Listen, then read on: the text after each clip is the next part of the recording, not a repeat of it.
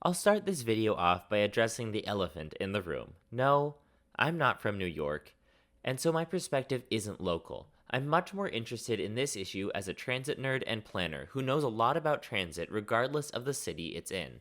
I think this is a fascinating trade-off debate that can be applied to larger cities and transit systems across the United States and the world. With that out of the way, let's get started.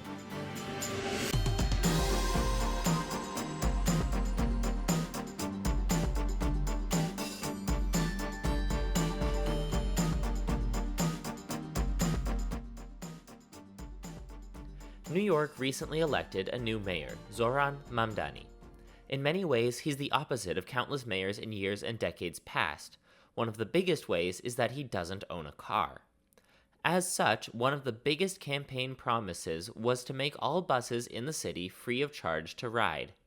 This was a controversial move at the time, given that free buses do cost money to run, and there were concerns about overcrowding. We'll get to all of that later in the video, but first, let's talk about the free buses plan and what that would mean for New York. In the summer of 2024, CBS News reported that half of all New York City bus riders weren't paying their fares when getting on the bus. There are two ways that you can choose to look at this statistic. You can decide that these people are some kind of criminals, or you can take a closer look. If half of all bus riders aren't paying fares, clearly there is some broader issue at play. In this case, it's the cost of living. New York City is an extremely expensive place to live, and bus riders tend to be the lowest income residents of any city. Paying a few dollars every day to ride the bus may not sound like a lot, but for many it's the difference between eating lunch or going hungry.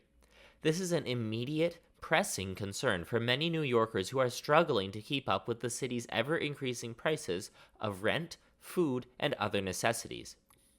This is the reason Mamdani has given for his ambitious free bus plan.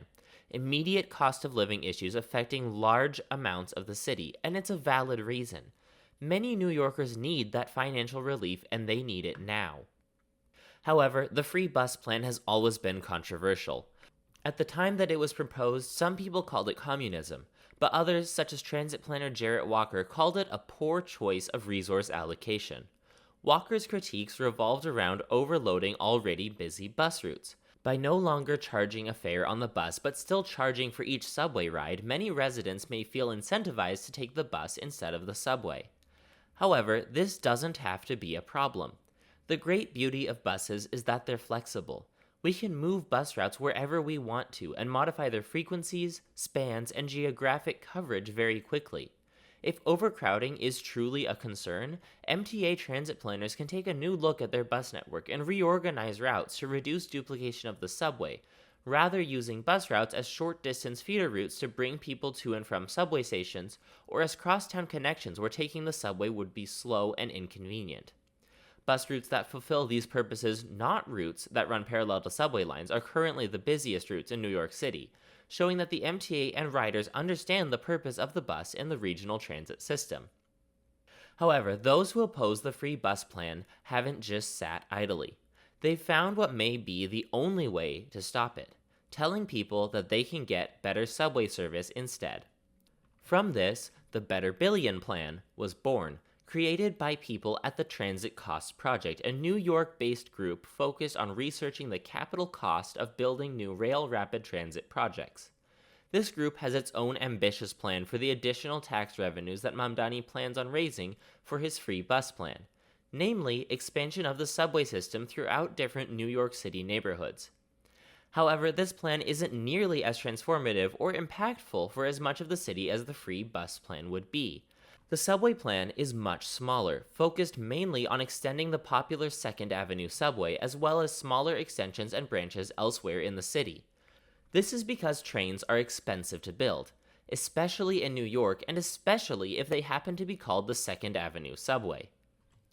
These subway expansion plans completely leave out places like Staten Island and most of Brooklyn.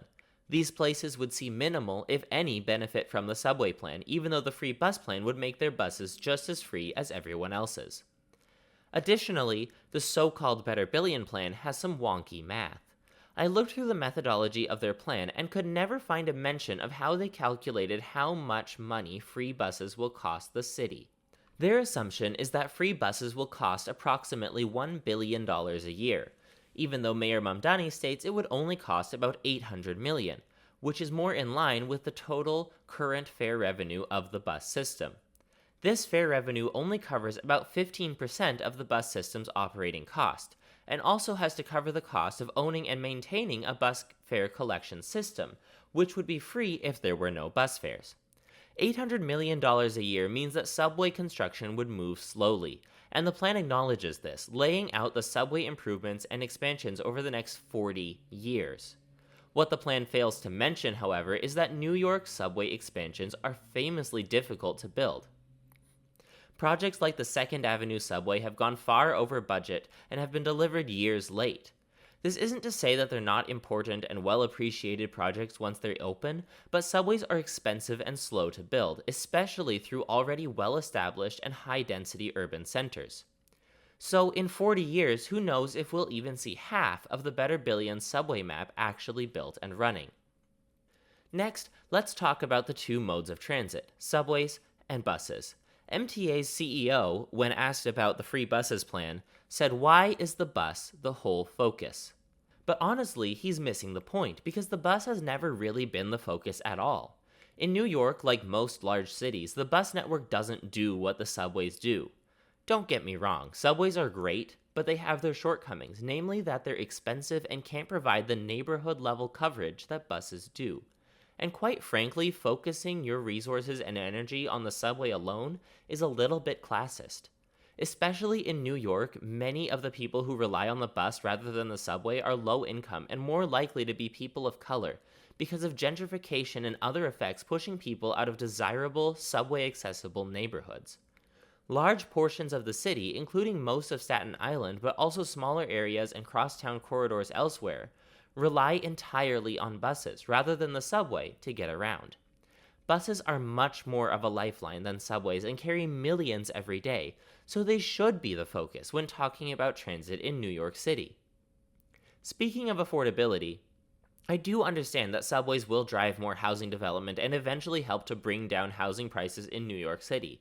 But to me, this argument also comes across a little tone-deaf. There are countless New Yorkers and residents in large cities across the country yearning for lower costs of living right now.